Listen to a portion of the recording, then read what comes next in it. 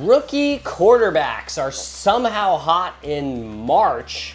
Meanwhile, spring training is in full swing, which means baseball card hype is back. And so are skyrocketing prices because some guy just hit one home run off a pitcher who spends his off seasons working at Jiffy Lube. Welcome back to the Hollywood Rip Studio for this week's episode of Hot in the Hobby, the show where we track what's sizzling in the card market and why everyone suddenly needs a player they didn't even know existed last week. Right. Thanks for joining us. I'm Mr. Hollywood. Joe Nasty is over here on my right, and you know who did a lot of things right this past year is rookie quarterbacks, because they remain hot into the first few weeks of the offseason, which is a little bit bizarre.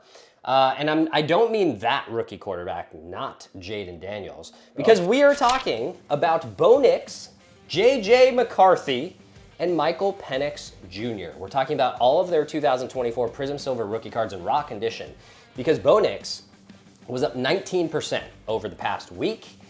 J.J. McCarthy was up a modest 7% over the past week. And Michael Penix Jr. was up 18% over the past week to $117, $70, and $80 respectively. Bo Nix obviously had the best rookie season of all of those guys. Sure. Granted, McCarthy didn't play at all, and Penix was stuck behind Cousins the entire year, essentially. If I had to rank these three as invest, I'd probably go Nix, Penix, McCarthy in that order for now. And I'll admit, we might have been a little wrong on Nix last year. We thought Nix was a good sell halfway through the season last year, but he actually turned out to be very, very good. Runs the ball a bit too. Penix will have crazy weapons in Atlanta, and the dude is kind of just a winner, kind of similar to J.J. McCarthy, right? He's a winner. J.J. McCarthy, assuming they don't re-sign Sam Darnold, I'm not worried about J.J. McCarthy coming in for the Vikings and throwing like picks and turning the ball over. You know, maybe you lose a little explosiveness with the arm, but by the way, Joe Milton is also up 42% this week, and Spencer Rattler was up 60% this week for the Silver Prisms. Interesting. Like, those are total blind dart throws. I don't know. That's crazy to me. But of these three players, Bo Nix is definitely in an organization that just finds ways to win without necessarily huge star power. But if you ask me which one excites me the most, I would probably say Michael Penix, to me, with what's around him, is the most exciting. I think it's the most well-rounded offense. Right? I mean, the Vikings certainly have an unbelievable receiving core. Right. And That's Aaron, the thing. And Aaron Jones is very good as well. Yes. But we're talking, nothing to sneeze at. Drake London, Bijan Robinson. Right. And one of these days, Kyle Pitts will be good. And look, the elephant in the room is Atlanta is in a pretty awful division. That's putting it nicely. Yeah. Thoughts on it? Yeah, I was thinking about this when I saw your list. I think if I was to rank them, you kind of have to put Bo Nix first just based off the season. Something still felt off. But the thing about Denver, and you mentioned the organization, they got Russell Wilson because the whole thing was, well, they've built this really good roster. They're just missing that piece. Yeah. Russell Wilson's washed. That didn't work. Bo Nix came in and did enough. They also have Sean Payton calling the plays. The guy knows his way around. Yes, he does. An offense. I think based off of the unknown and then also the weapons that you just talked about, I think I maybe still put McCarthy second. Okay. And that's without accomplishing anything. Right. And then I think I'm putting Penix third. Okay. Fair. 1 and 2 in his 3 starts to finish off the season. Yeah. This has been the Atlanta story, though, for, 4 years now. They've had weapons. They've had pieces. The division has sucked. Yeah. And nothing happens. The Penix drafting was a reach. I want him to succeed. I loved watching him at Washington. Something about a lefty QB. I think I really love the way he spins the ball. But, I don't know. something doesn't feel right in Atlanta. Kyle Pitts just has not been used at all since he got drafted. Right. And so saying that they have there's a knock on every single one of them. It depends what you're willing to bank on. Yeah, and I think, but I think the other part that you have to take into consideration is that we don't know if the Vikings are going to J.J. McCarthy or not next year. There's that as well. And we also don't know if but they did draft him. If the Falcons are actually going to cut Kirk Cousins. They say they're going to because he's owed a $10 million roster bonus, I think on March 17th, which is coming up in a couple weeks. So if they don't cut him now, in the next 2 weeks, then Kirk Cousins will, who knows, maybe he becomes the backup. Is he okay being a backup? So an expensive backup. Like there's big question marks with Michael Penix as well as J.J. McCarthy, just because you don't know if they're going to be the starters. I can tell you for sure that Bo Nix will be under center in week 1, barring any sort of, some sort of injury. Michael Penix's last 2 games were also not really that efficient and that great. I mean, the game against Washington that went to overtime, 54%. Yeah, but these are you also, like, Washington just made the conference championship game. Like, and that was an overtime game. They did. Like that's a good team. It's, he came out of the gates for his first 3 starts and they were not easy opponents. Except for the Giants. Yeah, which he won. Which, He did. Good for him. But moving on to hot card number 2 for this week, and that is Cam Smith, third baseman for the Houston Astros, in the Houston Astros system. His 2024 Bowman Draft First Chrome Prospect Auto in a PSA 10 was up 125% over the past week to $360 per card. Better translated, this Bowman First in a PSA 10 is more expensive than Corbin Carroll, Kyle Tucker, Jarren Duran, etc., people that we've talked about a lot. That seems silly. So far this spring, he has hit 2 home runs and 6 at-bats. Wow. That's why it's up 125%. Like, really, guys? Again, this goes back to the opening of this. I get that this kid is very talented. First-round pick, 14th overall. Mm-hmm. But it's been 6 at-bats in the spring. That's all I need to see. Maybe it'll be like 12 or 16 at-bats when this episode airs.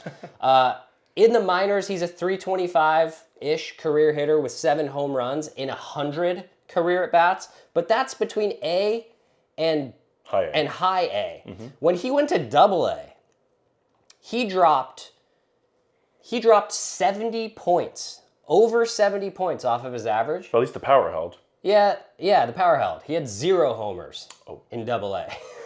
So he was 260 in Double A with 0 home runs. It's not that I don't think this kid could be really good. He can, but $360 after 115 career minor league at-bats and 6 spring training at-bats? Mm-hmm. Like, what are we doing? This guy was traded to Houston, by the way, in the Kyle Tucker deal, along with Isaac Paredes and Hayden Wesneski.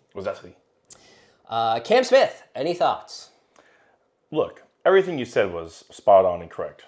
Like, if you can get a lower priced card on guys who are still young and could have monster years, like Corbin Carroll, so Kyle Tucker, Jarren Duran especially, then... Well, Jarren Duran is not super young. He's 28. And Kyle Tucker is about 30-ish, but especially Corbin Carroll. But I'm going to stoke the fires a bit here, because you can kind of see what's happening here. As much as I hate them to their DNA, the Houston Astros can identify talent. Oh, yes. And they can draft, and they can develop. And if this is the guy that they identified in the Kyle Tucker deal that they thought was worth bringing back as their prized portion of that, well, probably tells you something. Right. I think there's something to be read into. Yeah. Also, remember, this is now on the heels of Alex Bregman well and truly not coming back to the Astros. That's true. And third base is now open. If he just went to Double A, he's not going to be there this year. Mm-hmm. But in the coming years, this is the guy they obviously envision as filling that space for the next 10 years. There at whatever the ballpark. It's still Enron Field to me. Wouldn't it be funny? Wouldn't it be funny if the Red Sox traded Devers to the Astros? That would be rich. That would be beyond hilarious. For whatever reason, I didn't really put 2 and 2 together as they were chasing Bregman. I was like, wait, don't you have a third baseman that you already really love there? Yeah. And now, the headlines are pretty wild out there in Florida. I don't know how they go about this because Devers does not see himself as a DH, as you shouldn't. No. Well, I mean... no, look, he's not a good third baseman, but within yourself, you can't see yourself. No, I understand that from a confidence perspective. Yeah. But from a team perspective, I'm like, dude, I don't want this guy on my team. Like, do what's best for the team, right? The move is probably ship Casas out, right, and just put like Devers at first. Yeah, but Devers doesn't want to play anything but third, and he's statistically the worst third baseman in all of baseball. But moving on to hot card number 3 this week, and that is Elly De La Cruz, shortstop for the Cincinnati Reds. His 2024 Topps Chrome base rookie card in raw condition was up 58.6% over the past week to $5 per card. Had 65 sales, so we are statistically significant. This was a $3 card last week. This might be the cheapest card we've ever had on here. I think so. It might be. But Elly so far this spring is hitting .556 with 3 home runs and over 2,000 OPS, 2.303 to be precise. So truly video game numbers. Yeah. That's actually lower than my video game numbers in the show. That's true. You usually hit like 900. At least. By the time this video airs, those numbers are for sure going to look different. But as we've said many times before, it's the swing and miss question mark for Elly. He is one of the greatest of all time, and I mean all time, in striking out. Yeah. But if he curtails that by even like 10, 15%, then he's immediately an MVP candidate, essentially. And like we talked about even in our last episode, we all remember Ronald Acuña's, this guy right here, Ronald Acuña. This is an Acuña jersey. I don't know if you can see it, but we remember his 40-70 year. That's something that Elly could like potentially average. In theory. In theory. It won't happen, but I also wouldn't be shocked if he did it. Would you be shocked if Elly came out and had a 40-70 season this year? I would be shocked, yes. I think he'll get the 70. Okay. So I'd be shocked, but he does play in a bandbox of a stadium. He does. So I would be pretty surprised. Okay. You need to make contact to hit 40 home runs. Yes, you do, but he's already hitting 30 without making contact, so... Spring training is weird, right? Like, you want them to be doing these numbers. You Yeah. want them to see it. But Cincinnati is an Arizona Cactus League team. Yep. Which is a known thin air, hot air, ball flies. Yeah. Like, you want them to be taking advantage of the worst players they're facing. But you also need to acknowledge that they're facing worse players. Yeah, exactly. And guys that are working on, I don't have the feel for my changeup yet. I just tried to throw one, and it came out as an 82 mile per hour straight ball. You know? Yeah. So, like, yeah, exactly. spring training is weird. You want them to see the 90 mile per hour meatball and smack it, but then you need to acknowledge that they're seeing exactly. curveballs that aren't moving. Exactly. You know who's looked insane in spring training through one start is Paul Skeens. Good Lord. He added a cutter. I saw a cutter and a 2-seamer. I saw the bullpen session. So now he can literally make the ball go every direction. Here, every single direction. Good luck with that. Speaking of someone who swings and misses a lot, let's move on to hot card number 4, and that's James Wood. Of course, the outfielder for the Washington Nationals. His 2025 Topps Series 1 Rainbow Foil in raw condition was up 49.6% over the past week to $12.75 per card. 14 sales of this bad boy. It's interesting because usually when we have new releases, we see declines in those cards pretty rapidly, right? People are like, pay way over to get that card when it releases, and then it comes down real fast. This has done the opposite. This card is rising. In the spring so far, James Wood is hitting 500 with an over 1,000 OPS and 0 home runs and 0 RBIs just yet. Of course, when we post this, that will likely be different. But in 2024, James Wood had 295 ABs, so we'll call it half a season. He had a 264 average with 9 home runs, 41 RBIs, and 14 stolen bases. He was caught stealing 8 times, though, with a 781 OPS. This dude raked, and I mean raked, in the minors, and he will bat top 4 in the Nationals lineup. Yes. I can understand the huge upside here for sure, but kind of similar to Elly, he's on like historic whiffing pace. Dude is a strikeout fiend. Right. Right? without as much speed as Elly. Exactly. So he's basically Elly, not a switch hitter, and slower. But he is tall. He is tall. He is tall. So I'm still taking Elly over this guy.